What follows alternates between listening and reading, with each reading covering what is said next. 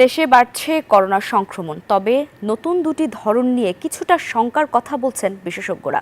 তারা বলছেন নতুন এই ধরন মানুষের শরীরের প্রতিরোধ ক্ষমতা ভেঙে ফেলতে পারে। এদের সংক্রমণের মাত্রাও বেশি। এমন অবস্থায় এখনই সতর্ক হওয়ার পরামর্শ দিচ্ছেন তারা। বলছেন বিদেশ ভ্রমণের ক্ষেত্রে থাকতে হবে বাড়তি সতর্ক, মানতে হবে স্বাস্থ্যবিধি। মাজহারুল ইসলামের রিপোর্ট। দেশে আবারও বাড়ছে করোনা ভাইরাসের প্রকোপ। কিছুদিন ধরেই বাড়ছে আক্রান্তের হারও। বিশেষজ্ঞরা বলছেন করোনার ধরন ওমিক্রনের দুটি উপধরন এর জন্য দায়ী। নতুন এই দুটি করোনার সাব ভেরিয়েন্ট দ্রুত ছড়িয়ে পড়ছে, ফলে বাড়ছে সংক্রমণের হার। দেশে গেল মে মাস থেকে বাড়ছে করোনার পরিস্থিতি। সতর্কতা হিসেবে জনসমাগমে মাস্ক পরার অনুরোধ জানিয়েছে স্বাস্থ্য ও পরিবার কল্যাণ মন্ত্রণালয়। ঈদের ট্রেনের ফিরতি যাত্রায় যাত্রীদের মাস্ক পরা সহ স্বাস্থ্যবিধি মেনে চলার পরামর্শ দেওয়া হয়েছে। বান্ডেল থাকলে প্রতি সেনমানিতে টাকা বাঁচবে। বিকাশ সেনমানি বান্ডেল কিনে জিতুন প্রতি লেনদেনে।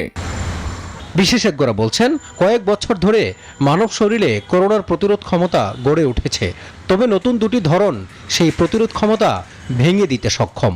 নতুন ধরনের ভেরিয়েন্টের রিপোর্ট হয়েছে। এর মধ্যে ইম্পর্টেন্ট হচ্ছে NB1.8.1 এবং LF.7। অবিরত বিভিন্ন ধরনের মিউটেশনের ফলে এই স্ট্রেইনগুলির একটা সক্ষমতা অর্জন করেছে যে এটি খুব দ্রুত আমাদের ছড়িয়ে পড়ছে এবং এতে যে ধরনের প্রতিরোধ ক্ষমতা আমাদের মধ্যে ছিল সেই প্রতিরোধ ক্ষমতাকে সে ভেঙে ফেলতে পারে।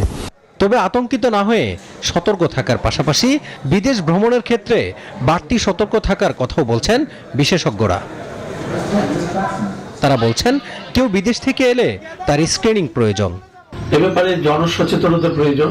পাশাপাশি যারা আন্তর্জাতিক ভ্রমণে যাবেন তাদের জন্য যথেষ্ট সতর্ক থাকতে হবে। যখন তারা দেশে ফিরে আসবেন পয়েন্ট অফ এন্ট্রিগুলোতে তাদের স্ক্রিনিং প্রয়োজন। 2020 সালের 8 মার্চ দেশে প্রথম করোনা শনাক্ত হয়, যাতে আক্রান্ত হয় 20 লাখের অধিক মানুষ, মৃত্যু হয় 30,000-এর বেশি মানুষের। মাজহারুল ইসলাম, নিউজ 24, ঢাকা।